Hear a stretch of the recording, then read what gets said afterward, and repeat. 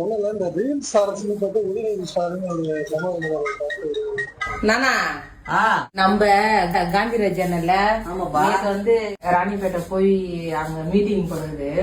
அங்க வந்து பாத்தீங்கன்னா பேட்டி எடுத்துன்னு இருக்காங்க. அண்ணனை பேட்டி எடுத்துருந்தா ஆனா செம்மையா பேசியிருக்காரு. அண்ணன் கேக்குற கேள்விக்கெல்லாம் பதில் சொல்லுங்கிறாரு. அதுவும் ஒரு கேள்வி ஒண்ணு கேட்டார்ல, ரீல்ஸ் ஆச்சு ரீல்ஸ் பண்ணிதான் வந்து சிஎம் ஆனாரு உங்க அண்ணன். நம்ம அண்ணன் என்ன பேசிக்கிறாரு சொல்ல நான் சொல்ல நீங்களே பார்த்து தெரிஞ்சுக்கங்க.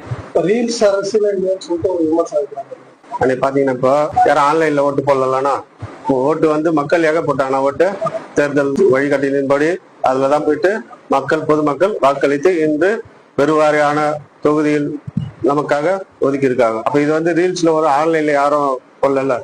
ஓட்டு வந்து நம்ம எங்க போட்டோம்?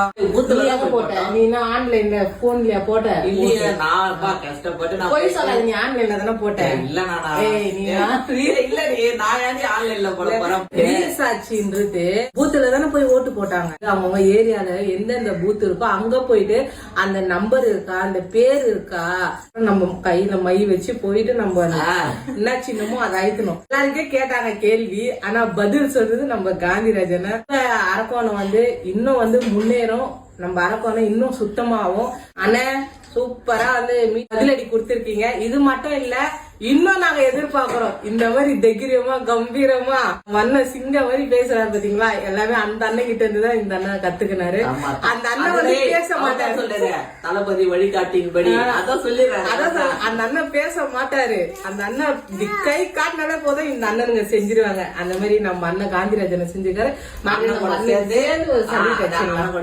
நம்மளும் பயணத்தை